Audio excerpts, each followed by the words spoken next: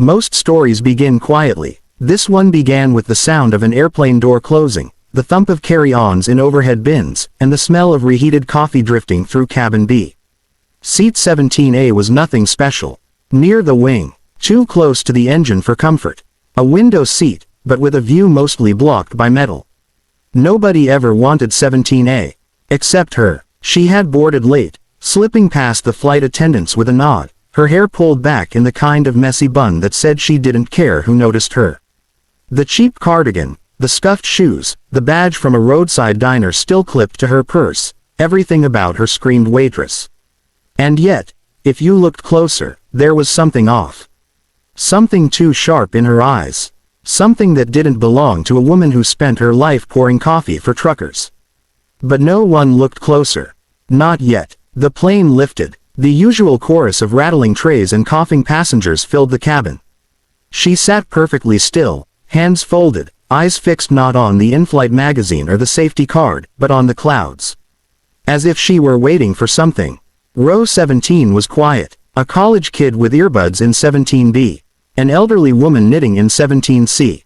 The waitress in 17A looked like part of the scenery, until turbulence shook the plane hard enough to make the overhead lights flicker. Gasps rippled through the rows. A flight attendant stumbled, clutching the seat backs. Somewhere up front, a baby wailed. Then the captain's voice broke in. "Ladies and gentlemen, this is your captain speaking. We, seem to be experiencing some difficulty with communications. Please remain calm, and stay in your seats." That, was wrong. Pilots weren't supposed to sound scared. And the waitress in 17A. She closed her eyes, whispered something under her breath. Then, for the first time, she gripped the armrest with both hands, knuckles white. Minutes later, the sky outside darkened. Not with storm clouds, something else. Shadows with wings. 2 fighter jets slid into formation alongside the commercial plane. Their presence was impossible to ignore. Sleek, silent predators against the wide blue horizon. F-22 Raptors, the kind of machines you only saw on military airbases or in movies. Passengers pressed against the windows, phones held high, recording shaky videos. Are we being attacked?" Someone muttered. "Hijacking." Another voice whispered. The college kid in 17B yanked out his earbuds, eyes wide. The old woman in 17C clutched her knitting needles like a weapon. And the waitress in 17A. She didn't look surprised. She looked exposed. The radio crackled overhead. Not the captain this time. A different voice. Stern. Commanding. American, but clipped with the cold edge of military precision. "This is Raptor 1 to civilian flight. Hold your course." The passengers froze. Another voice cut in, lower, quieter, as if it wasn't meant for them at all. "Target confirmed. Requesting identification." The flight attendants were pale, their smiles frozen like mannequins. The captain's voice came back, strained. "Negative, we're a commercial flight. No targets on board. Repeat, no targets." The military voice answered, and every word carried through the cabin speakers like a death sentence. "Falcon. Respond immediately." The name sliced through the cabin like a blade. People looked around, confused. Falcon. What did that mean? In 17A, the waitress's chest rose sharply. Her water cup slid from her tray table, spilling across her lap, but she didn't move to catch it. She knew. And worse, the F-22 pilots knew her. The college kid turned to her. "Hey, did you hear that?" "Falcon." But she didn't answer. Because for the first time since boarding, she wasn't invisible. She wasn't ordinary. And she wasn't just a waitress.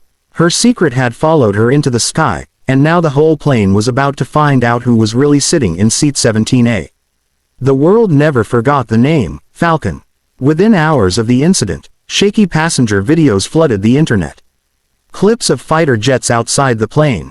The mysterious radio call. The woman in 17A sitting frozen, eyes locked on the sky, as if the military had spoken directly to her. Nobody cared about the turbulence anymore. They cared about her. By the time the plane touched down, every news outlet was running headlines. WHO's Falcon. Waitress or secret agent. Seat 17A mystery woman linked to F-22 escort. Ordinary flight turns into international intrigue. She tried to disappear. tried to vanish back into the rhythm of coffee pots, long shifts, and the clink of cheap diner cutlery. But the world wouldn't let her. And neither would he. Jonathan Cross had been watching the footage. The youngest self-made CEO in Silicon Valley, billionaire tech prodigy, and the kind of man tabloids followed like vultures. His face was always on magazine covers. Ruthless jawline, sharper eyes, never smiling unless it was for shareholders. But behind the glass walls of his skyscraper office, Jonathan wasn't thinking about quarterly profits. He was thinking about Falcon. Not because of the fighter jets. Not even because of the mystery. But because in that 20-second clip where she spilled her water, startled by her own name, she looked human. Vulnerable in a way Jonathan hadn't seen in years. And he couldn't look away. The timing was almost cruel. His board of directors had been on him for months. The company needs stability. Investors want a family man, not a single father balancing diapers and billion-dollar deals. Jonathan had brushed them off. Hired PR teams. Smiled at cameras. But then came the ultimatum. Find a girlfriend. Someone convincing enough to silence the tabloids, or risk losing control of his empire. So he did what billionaires do. He prepared to sign a contract. An actress. Beautiful. Polished. Perfect. A girlfriend on paper only. It was just business. Until the day Falcon walked into his office. It wasn't by accident. She'd been pulled into an investigation, questioned by agencies Jonathan had more connections with than he liked to admit. Somewhere between the interrogations and the rumors, her name had landed on his desk. Falcon, he murmured, testing the word. She crossed her arms. I don't go by that anymore.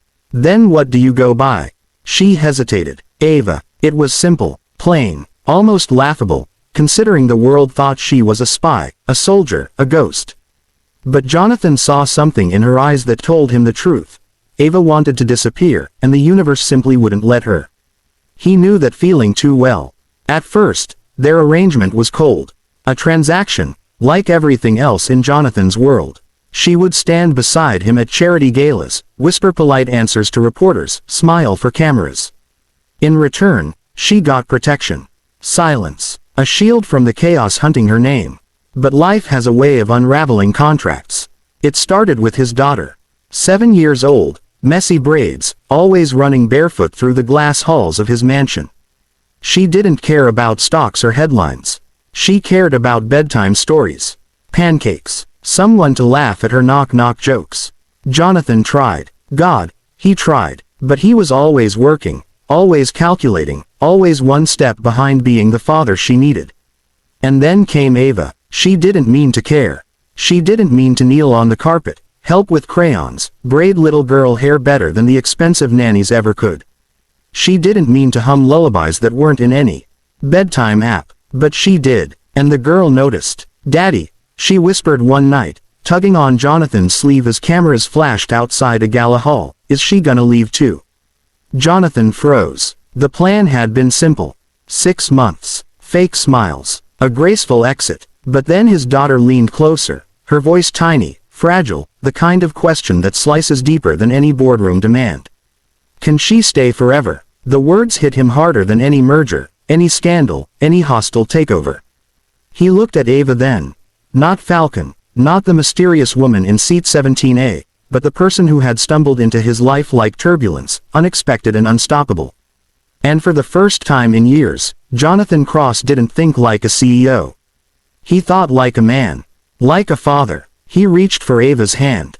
Not as a contract, not as protection, but as something real, something that might finally last. The tabloids thought it was a story. The board thought it was strategy. The world thought it was a fairy tale. But for the girl who once sat invisible in seat 17A, and for the man who thought love was something you could schedule on a calendar, it was something else entirely. The beginning of forever.